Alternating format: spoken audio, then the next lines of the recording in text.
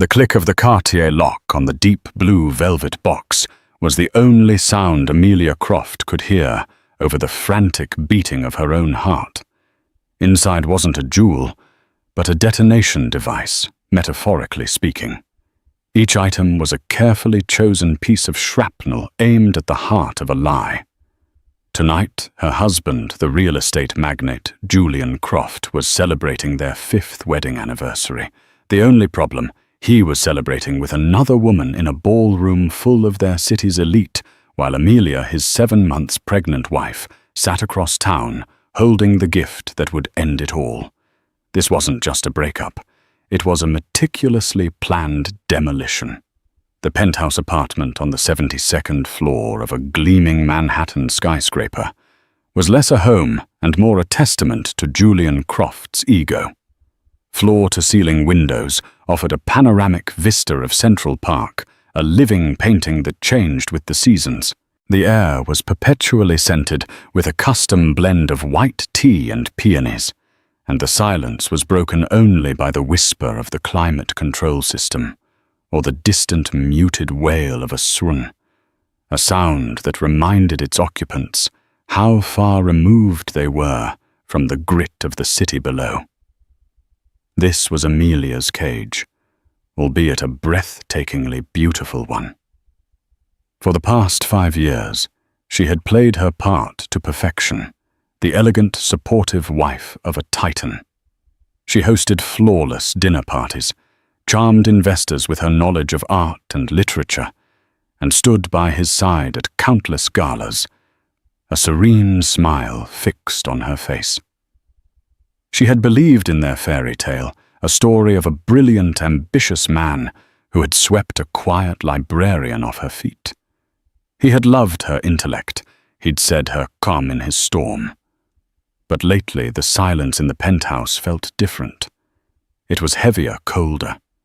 It was the silence of unspoken words and a growing, gnawing suspicion. It started with small things. The scent of an unfamiliar perfume, a floral blend far too cloying to be hers, clinging to his suit jackets. The late-night board meetings that became more frequent.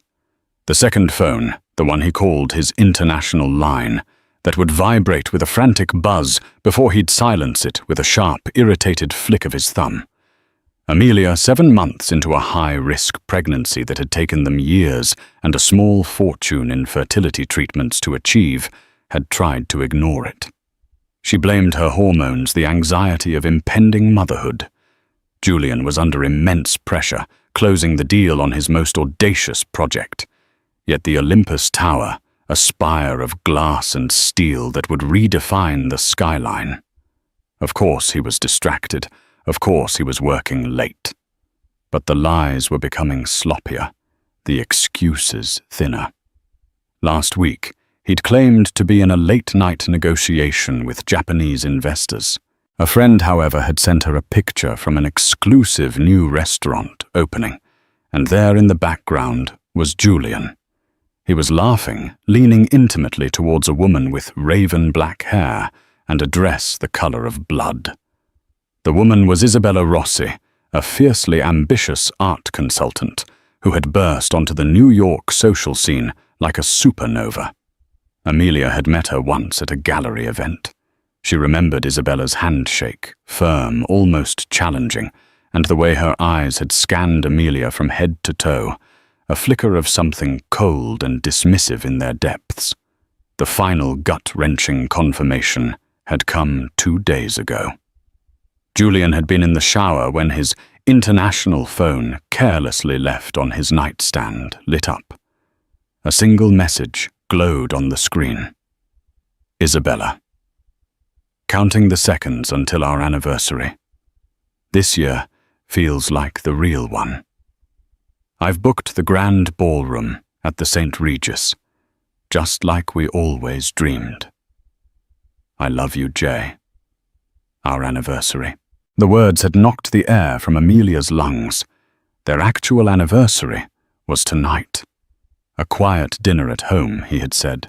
He had to fly to Chicago in the morning for an early meeting, so they couldn't do anything extravagant. He had kissed her forehead, his hand resting briefly on her swollen belly. "Next year, Angel.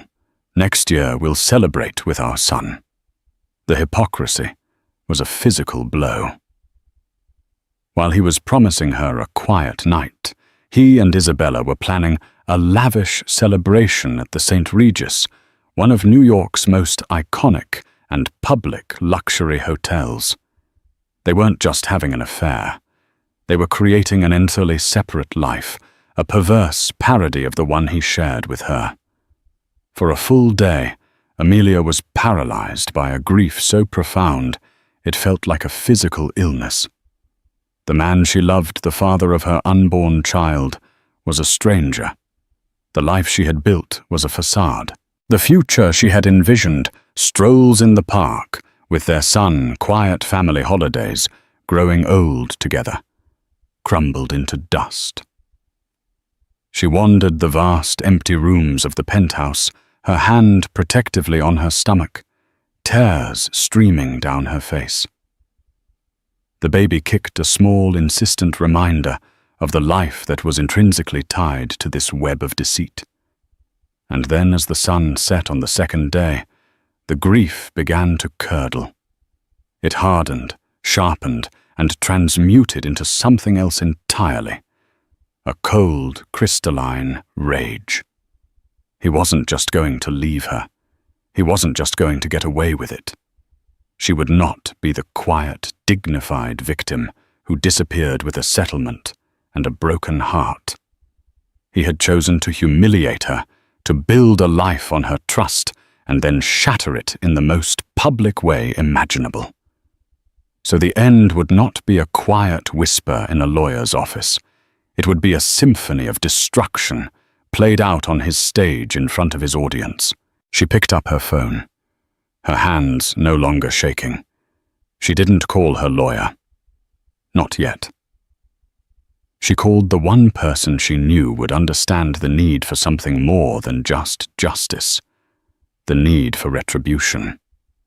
"Chloe," she said, her voice surprisingly steady, "I need your help. I need to burn something to the ground." Chloe, Amelia's younger sister, arrived at the penthouse within the hour. She was the antithesis of Amelia's polished serenity.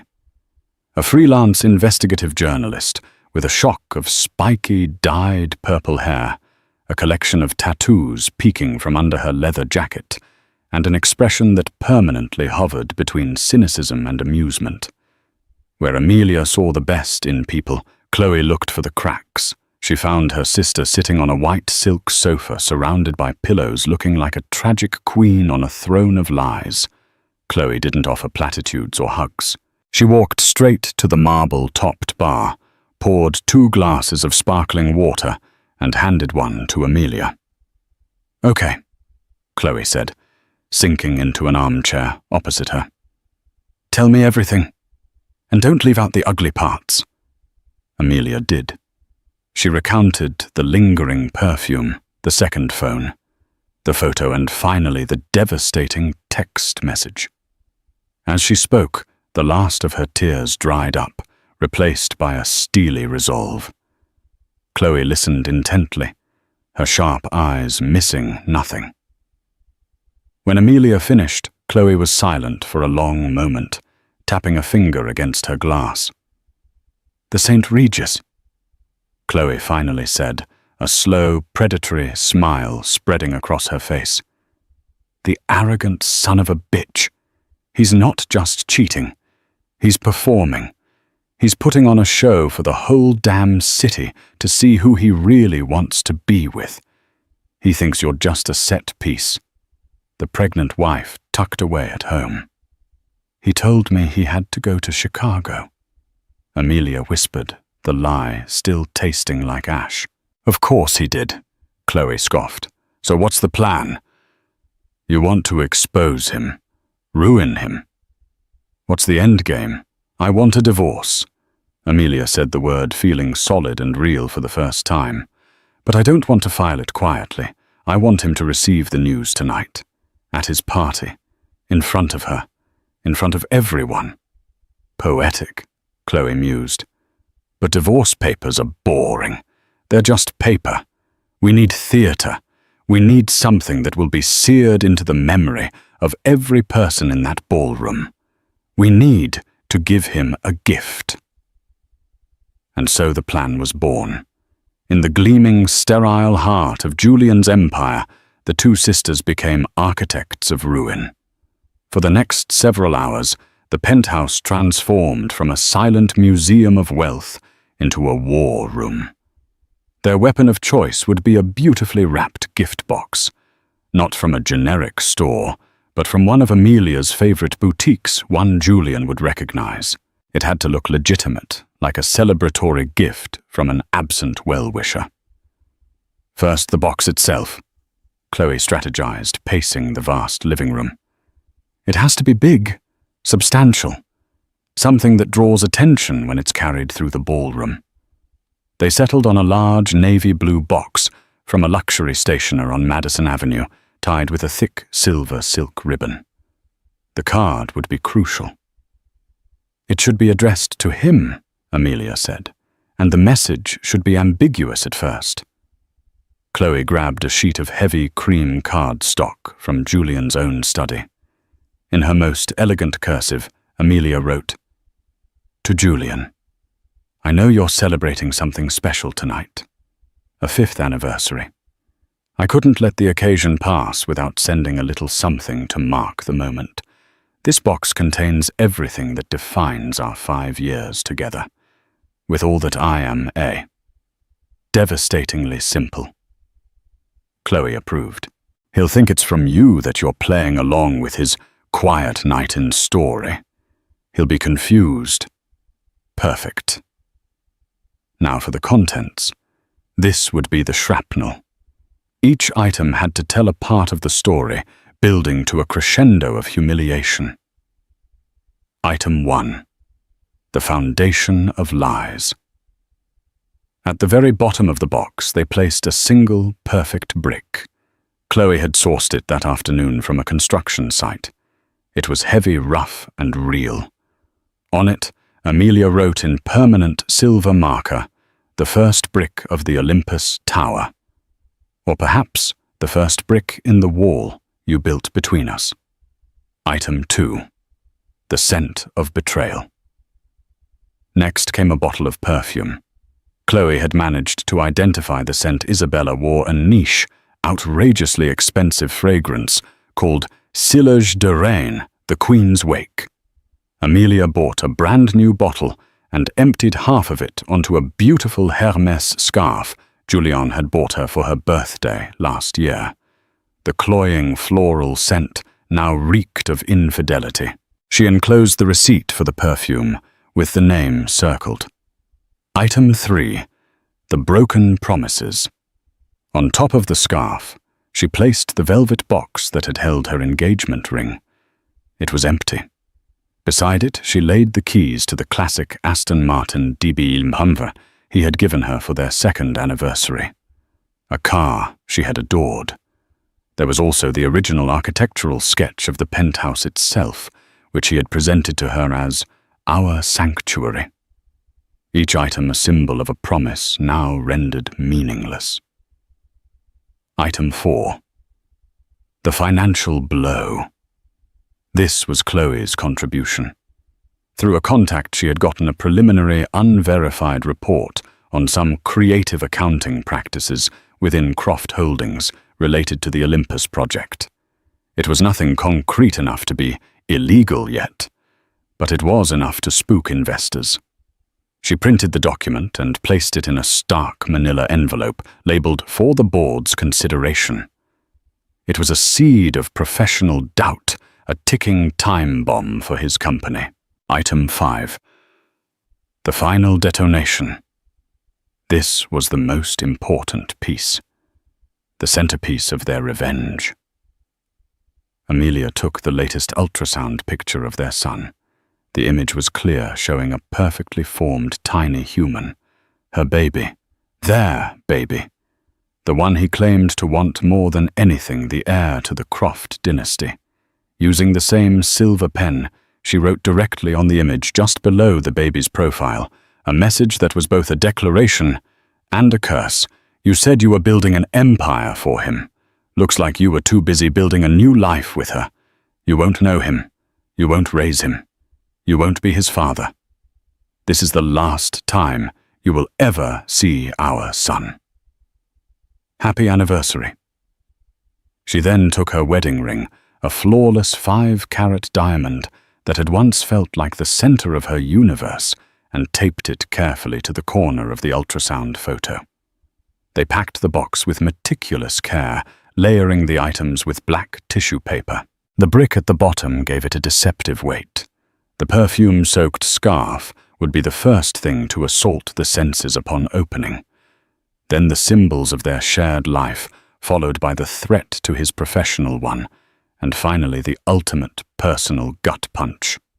As Chloe tied the final perfect bow, she looked at her sister. Amelia's face was pale, but her eyes were blazing. She was no longer a victim. She was a woman taking back her power. "We need a delivery service," Chloe said. "Someone professional, anonymous." "I have someone," Amelia replied, a plan already in place. She called the white glove courier service Julian used for all his most sensitive documents, using his account. The irony was exquisite. His own infrastructure would be used to deliver his downfall. She scheduled the delivery for 9:30 p.m. sharp, the peak of the party.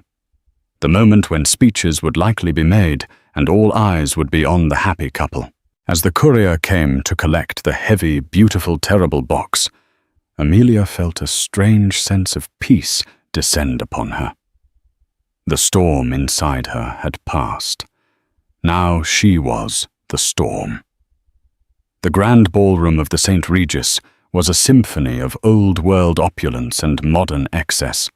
Cascading crystal chandeliers dripped light onto a sea of beautifully dressed people, their laughter mingling with the smooth sounds of a live jazz quartet. The air hummed with power ambition and the clinking of champagne flutes. A mountain of champagne, a tower of glistening glasses, stood in the center of the room, flowing with Dom Perignon. Julian Croft stood near that tower, a king in his court. He was immaculate in a custom Tom Ford tuxedo. His smile as bright and flawless as the diamond studs on his shirt. At his side, Isabella Rossi was a vision in a crimson gown that clung to her like a second skin. A diamond necklace, a gift from Julian that Amelia would have recognized as the one he'd claimed was a corporate gift for a client's wife, sparkled at her throat. Together they were intoxicating. They moved through the crowd with an easy, practiced grace, accepting congratulations and compliments. The cover story was that this was a party celebrating the topping off of the Olympus Tower, but the inner circle, the ones who mattered, knew the truth. They had been told it was a celebration of Julian and Isabella's partnership.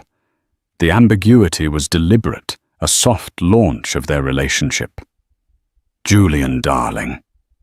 The tower is magnificent," gushed a society doyenne, dripping in sapphires, "but your greatest asset is standing right beside you." Julian beamed, squeezing Isabella's hand. "I couldn't agree more, Beatrice. Isabella has been inspirational." Isabella's smile was radiant, but her eyes were sharp, calculating. She saw the glances, she heard the whispers. "Where's Amelia? Isn't he still married?" She knew tonight was a gamble. It was her declaration of victory. She had won.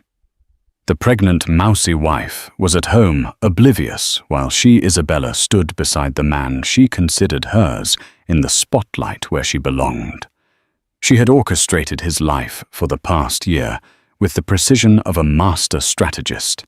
She had manufactured their chance meeting at the gallery, researched his weaknesses, a desperate need for validation, a secret fear of mediocrity, and positioned herself as his intellectual and passionate equal, everything his quiet wife was not. "A speech, Julian." "We need a speech," someone called out. Julian raised a hand, quieting the crowd. He stepped onto a small, elevated platform, pulling Isabella with him. The jazz quartet softened to a barely there hum. "Thank you all for coming," he began, his voice smooth and confident, resonating through the ballroom. "Tonight we celebrate the future. We celebrate bold visions and new horizons with the Olympus Tower. But no man builds an empire alone." He turned to Isabella, his gaze full of what looked to the untrained eye like genuine adoration. "I want to thank this incredible woman, Isabella Rossi. Her vision, her passion. She reminds me every day that the most beautiful structures aren't just built of steel and glass, but of courage and dreams." The crowd applauded wildly. It was the confirmation they were all waiting for. This was the new power couple. Isabella's heart swelled with triumph. She lifted her champagne flute, her eyes locking with Julian's over the rim. Julian was about to continue to offer a toast when he was interrupted. A waiter was conferring quietly with the hotel manager near the grand entrance. The manager then approached the stage looking apologetic. "Mr. Croft, my apologies for the interruption. A special delivery has just arrived for you." Julian frowned slightly.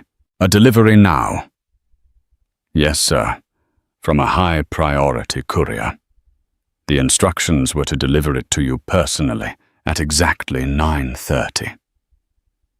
A ripple of curiosity went through the room. A mid-party secret delivery. How intriguing. Isabella preened.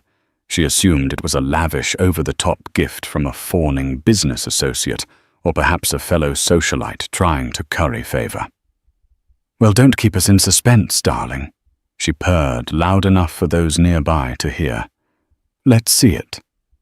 The manager nodded, and two bellhops in immaculate uniforms walked through the crowd carrying a large navy blue box tied with a silver ribbon.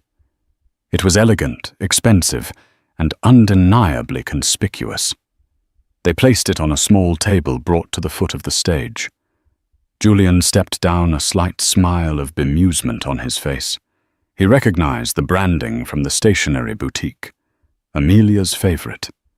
A strange feeling, a tiny prickle of unease went through him. He'd told her he was going to Chicago. He had her tucked away safe and sound out of sight. Maybe this was a surprise. A sweet, loving gesture. Perhaps she'd found out he was staying in town and sent a gift for the Olympus party, playing the supportive wife, even from afar. The thought almost made him feel guilty, but he quickly pushed it down.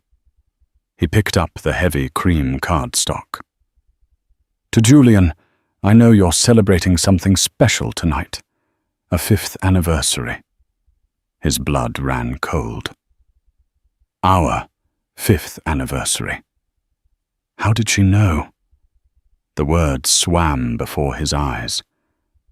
I couldn't let the occasion pass without sending a little something to mark the moment. This box contains everything that defines our 5 years together. With all that I am A. His heart hammered against his ribs. This was not a loving gesture. The sign-off. With all that I am was something she used to write in their early days, a phrase full of sincerity and love. Now it felt like a threat. "Well, open it," Isabella prompted, her voice bright and impatient. She stepped down from the platform to stand beside him, placing a proprietary hand on his arm. The crowd leaned in their phones, subtly angled, ready to capture the moment. Julian's hands felt clumsy as he fumbled with the perfect silver ribbon. The air in the ballroom was thick with anticipation. He had a sudden, overwhelming urge to have the box taken away, to open it in private. But it was too late. All eyes were on him. He was the king in his castle, and he had to open the gift. He had to maintain control. With a final tug, The ribbon came loose. Julian lifted the lid of the box. The first thing that hit him was the smell. A cloying, overwhelmingly floral perfume. A scent he knew intimately, but one that should never, ever be in a box from his wife. The party of lies was about to come crashing down.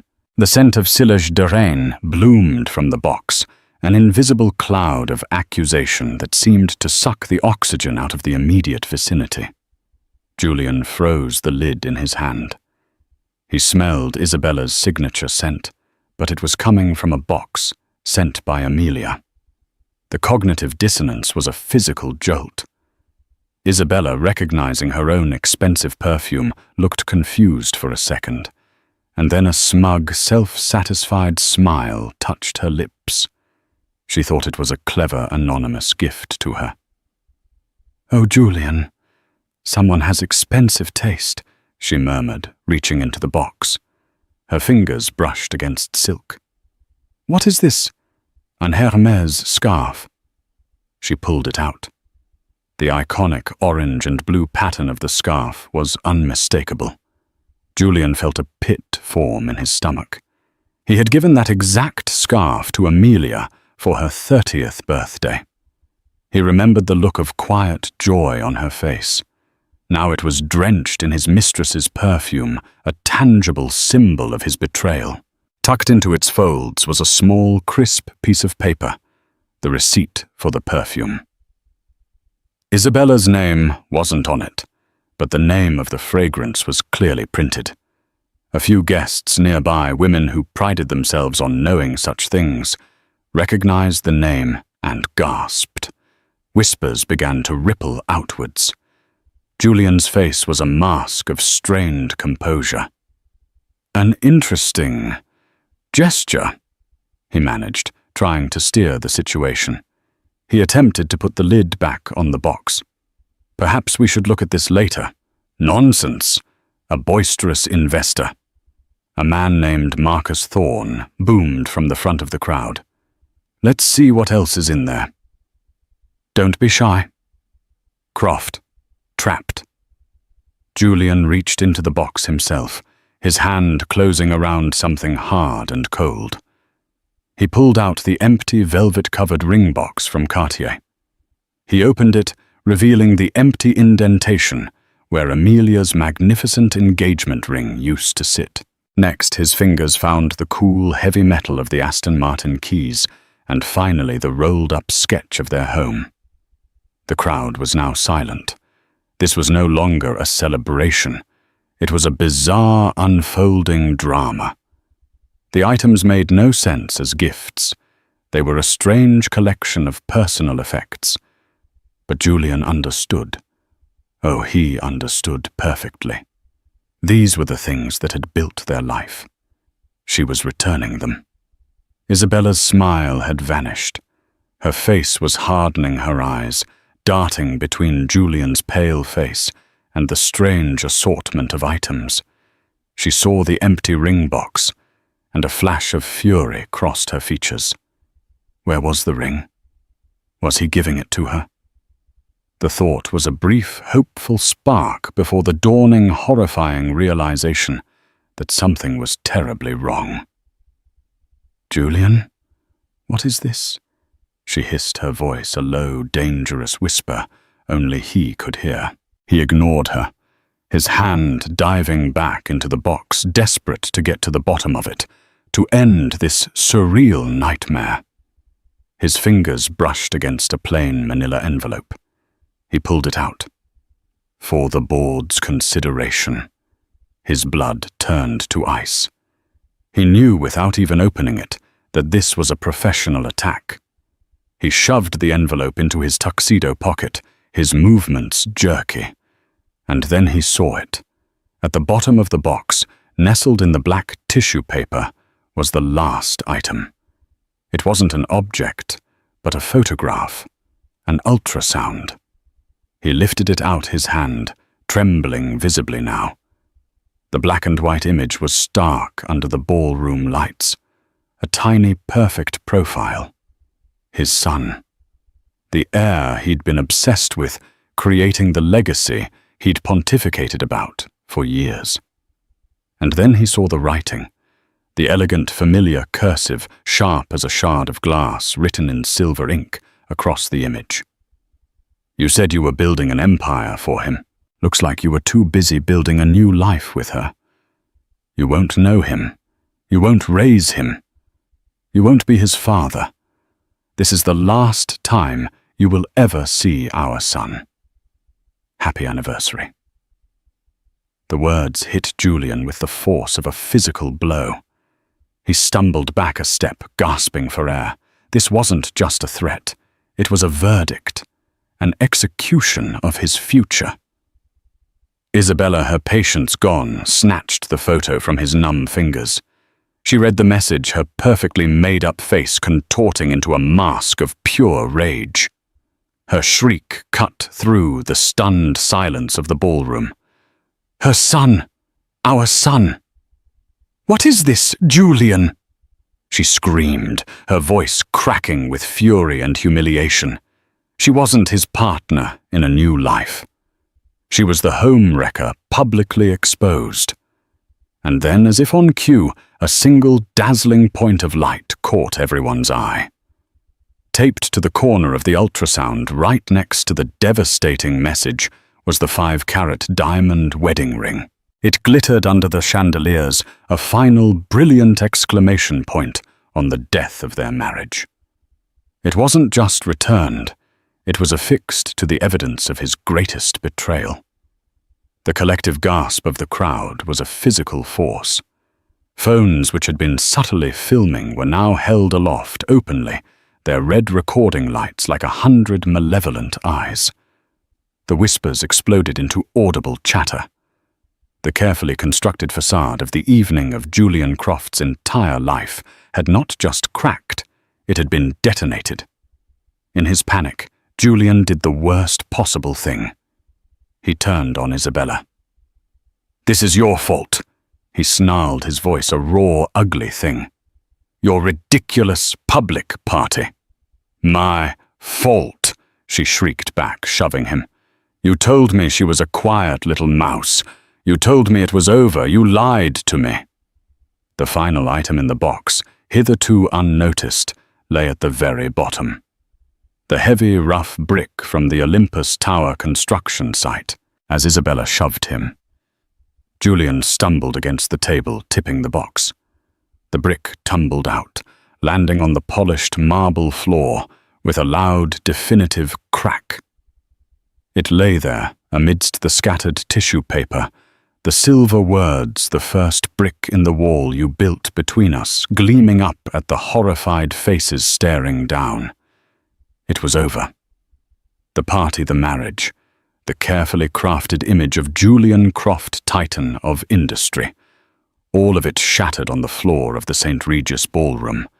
The aftermath was chaos. Not loud, screaming chaos, but the far more damning kind. A swift, silent exodus. Within minutes of the brick hitting the floor, the grand ballroom began to empty. There was no music, no laughter, only the rustle of expensive fabrics and the staccato clicking of heels on marble as guests fled the scene of the social crime. They didn't want to be caught in the blast radius, but they carried the story with them, clutching it like a precious, scandalous jewel. Before they even reached their cars, the digital guillotine was falling. The videos started to appear. First on Instagram stories, grainy and shaky, then on Twitter, sharper and with devastating captions. Hat Croft collapse. But anniversary, gift from hell. Stregis, scandal. The hashtags spread like wildfire. The video of Isabella shrieking, of Julian's panicked, accusatory face, of the glittering diamond ring taped to the ultrasound. It was social media gold. Memes were already being generated. A screenshot of the brick with Amelia's message became an instant symbol of epic revenge. Back in the ballroom, Julian stood frozen amidst the wreckage. A few loyal employees hovered uncertainly at the edges of the room, unsure of what to do. The hotel manager, his face a mask of pained professionalism, was quietly directing his staff to clear the abandoned champagne glasses. Isabella was gone. After her initial furious outburst, she had looked at Julian with pure contempt, her eyes promising a war of their own. Then, with as much dignity as she could muster, she had gathered the shreds of her pride and swept out of the ballroom, ignoring the forest of phones that tracked her every move. Julian finally moved. He stumbled to the table and snatched up the ultrasound photo, staring at the silver words that had sealed his fate. "You won't be his father." The finality of it was absolute. He had been so obsessed with building a legacy and empire to pass on that he had carelessly, arrogantly torched the very legacy he claimed to be building it for. He pulled out his phone, his thumb hovering over Amelia's name. He called. It went straight to voicemail, the number already blocked. He tried the penthouse landline. No answer. He felt a surge of pure, impotent rage. He wanted to scream at her, to demand. What an explanation. She had given him the most eloquent, brutal explanation imaginable.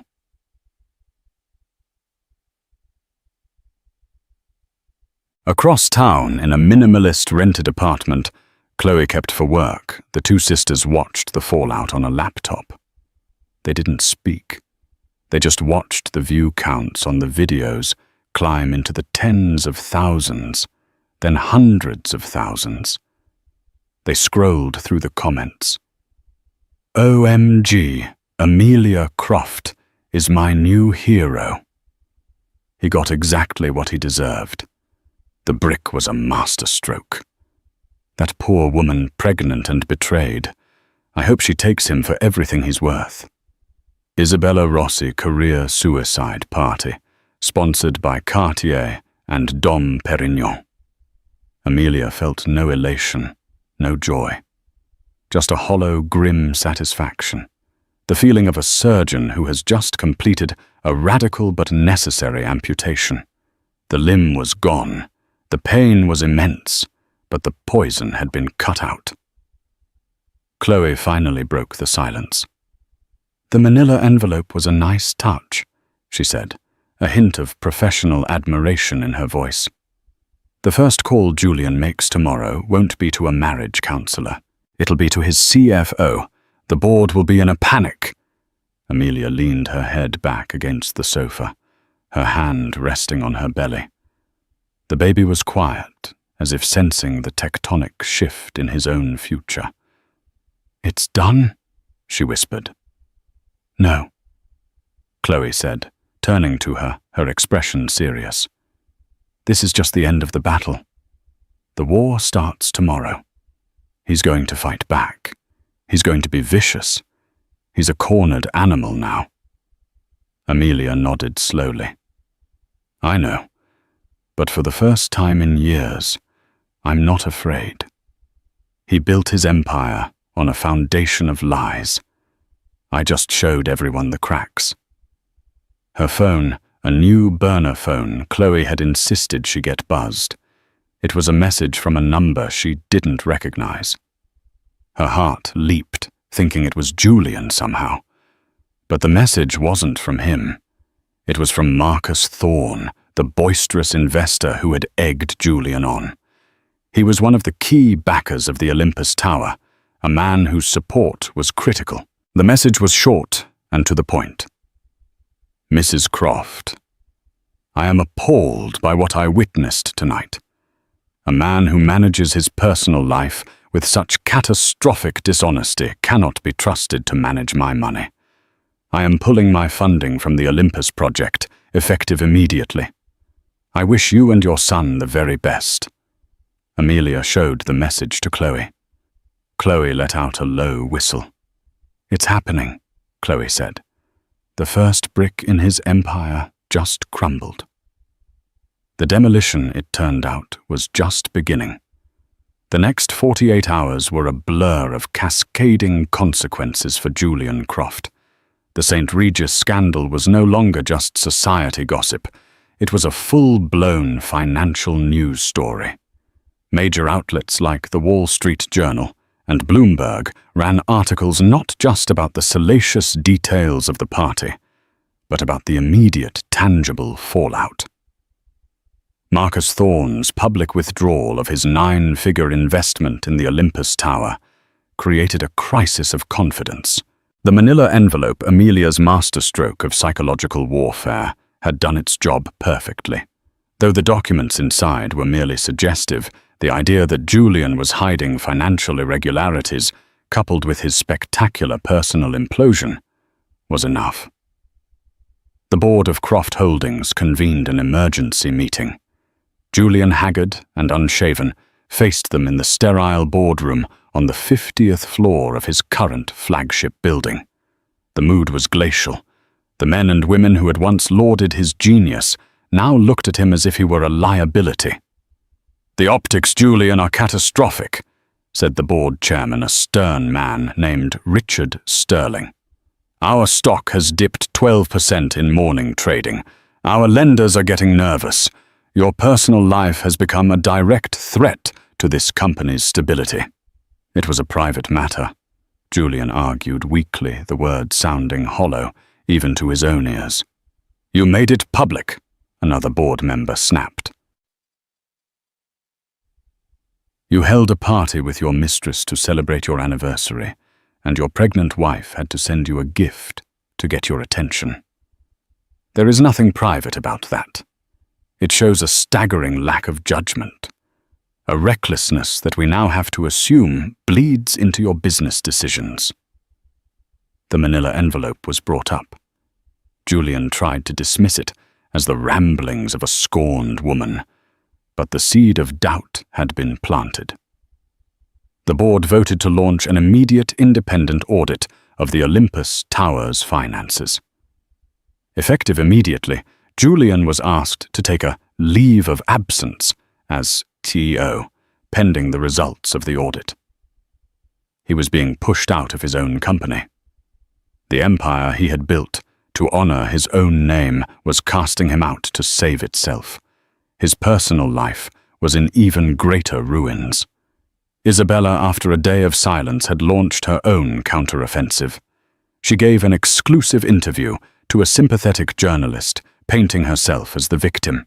She claimed Julian had been emotionally abusive, that he had promised her for a year that his marriage was a sexless, loveless sham, and that he was on the verge of filing for divorce. She claimed to be heartbroken and manipulated. It was a desperate, self-serving performance, but it further painted Julian as a villain from every angle. Defeated Julian retreated to the silent, cavernous penthouse. It felt haunted now. Every object, every piece of art seemed to mock him. He was surrounded by the trappings of a life he had destroyed. It was then that the final, most devastating blow was delivered.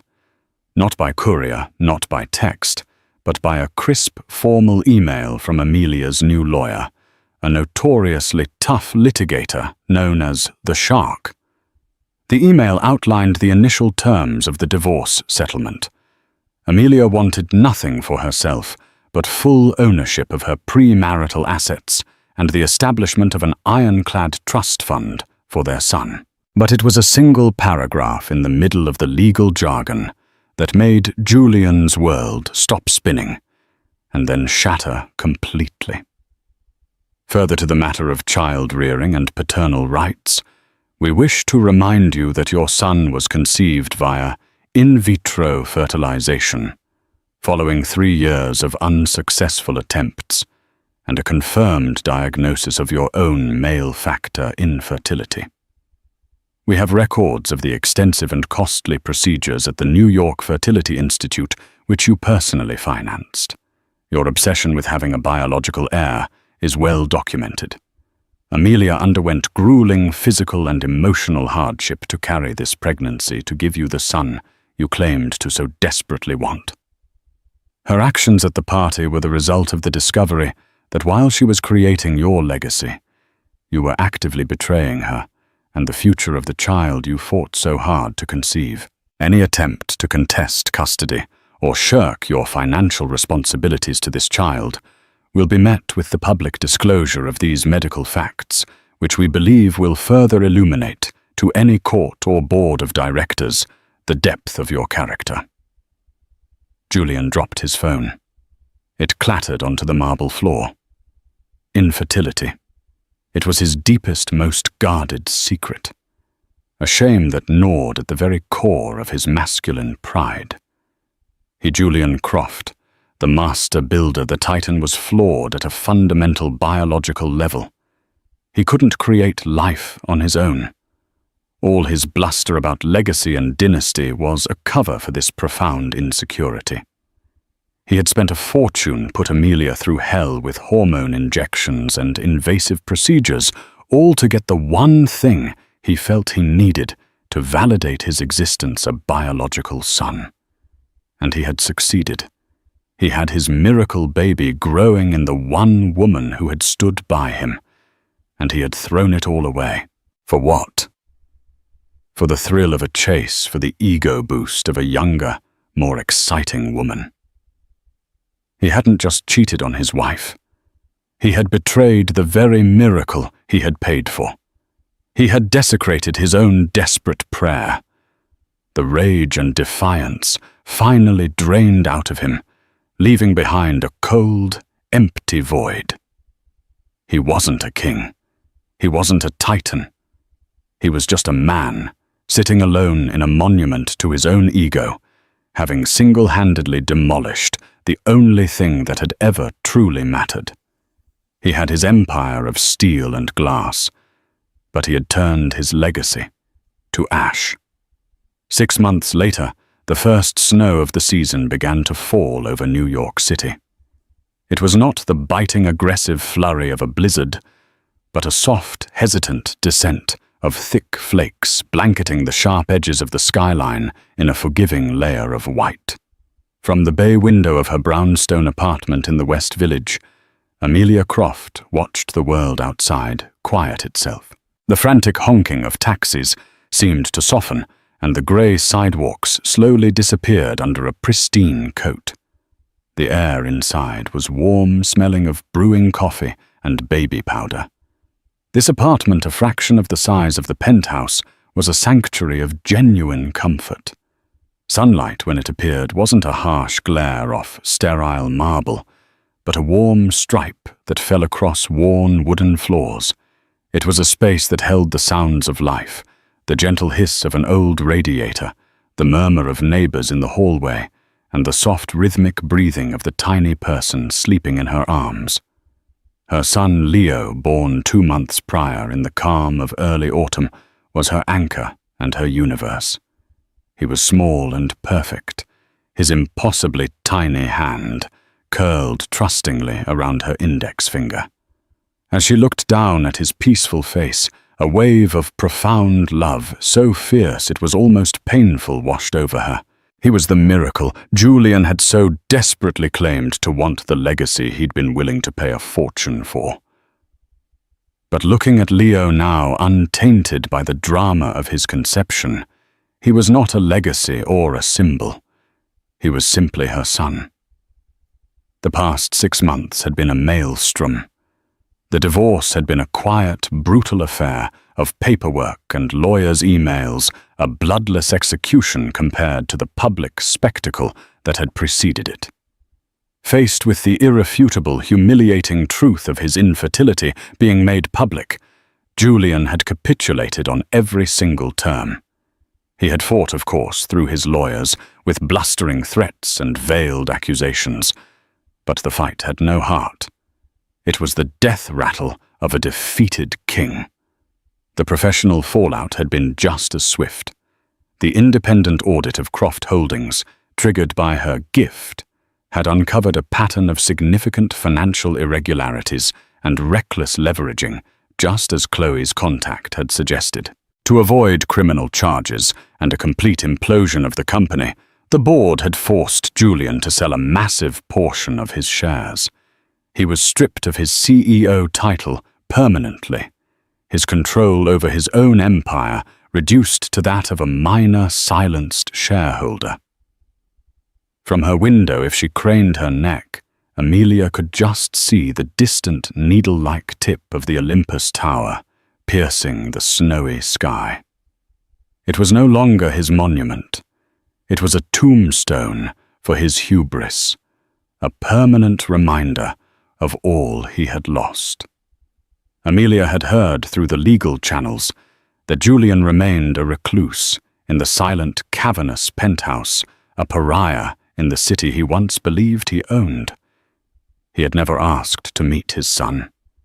The only contact was the series of sterile photos her lawyer was required to send once a month, digital proof of the life that was growing up without him. Amelia felt a pang, not of pity or lingering affection, but of a distant, clinical sadness for the man he might have been for the family they could have been had his pride not been a more powerful force than his love. It was like looking at a photograph of a stranger who happened to share a piece of her history. A key turned in the lock, and Chloe breezed in, shaking snow from her purple hair and bringing a gust of cold, crisp air with her.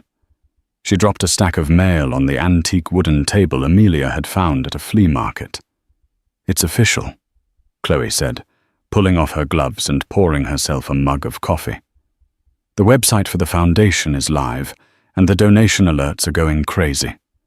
We've got over 300 in the first hour." She grinned, a rare, genuine smile that lit up her face. "Seems there are a lot of people out there who love a good revenge story." Amelia shifted Leo gently in her arms. "I hope they see it's more than that." "Oh, they do," Chloe said, her tone softening as she looked at her sister. "You're not just the woman who blew up her husband's life in a fancy box. You're the woman who is now using the rubble to build a fortress for others." It was true. The Croft Foundation for Family Integrity was no longer just an idea. It was a registered functioning non-profit with a clear mission to provide expert legal aid and psychological support for women and children navigating high-conflict divorces, especially cases involving the kind of financial abuse and narcissistic manipulation she now understood so intimately. Her story had given her an unwanted platform, but she was determined to use it. The letters and emails had already started pouring in stories of hidden accounts, coercive control, and quiet desperation. In them, she saw echoes of her own past. "Heard from a source he put the penthouse on the market," Chloe said casually, scrolling through her phone. "Guess rattling around a 10,000-square-foot mausoleum finally lost its charm." "It was never a home," Amelia said softly, her gaze returning to the window. "It was a showroom for a life that didn't exist." She thought back to that night, to the heavy, terrible box. It was an act of profound destruction, a detonation designed to shatter a world built on lies. But it had also been an act of creation. It had cleared the ground. It had demolished a gilded cage and forced her to design a life of her own from the ground up. "It's not a comeback," she said the words, feeling truer than ever. "It's a new blueprint." Leo stirred in his sleep, a tiny, contented sigh escaping his lips. Amelia smiled, a genuine, unburdened smile that reached her eyes. Her empire wasn't made of steel and glass designed to intimidate and impress. It was here in the warmth of her small apartment. It was in the weight of her son in her arms, in the messages of hope on her laptop, in the quiet strength she now felt deep in her bones. It was an empire built not on ego, but on purpose. And unlike Julian's, it was built to last. So what do we take away from the story of Amelia Croft's spectacular revenge? It's a powerful modern fable about consequences, It shows that a person's true strength isn't found in wealth or power, but in courage and integrity. Amelia, pushed to the brink, didn't just crumble. She meticulously dismantled the man who betrayed her, not with hysterics, but with cold, calculated precision, using his own arrogance and symbols of their life as weapons. She proved that the most devastating blows aren't physical, but psychological. Her victory wasn't just in exposing Julian. It was in reclaiming her own narrative and building a new, more meaningful life from the ashes of his. What did you think of Amelia's revenge? Was the divorce gift a stroke of genius or a step too far? Could you ever forgive a betrayal like Julian's? Let me know your thoughts down in the comments below. I read every single one. And if you love stories about drama, justice, and powerful comebacks, make sure you hit that like button. Share this video with someone who needs to see it. And most importantly, subscribe to the channel so you don't miss the next story.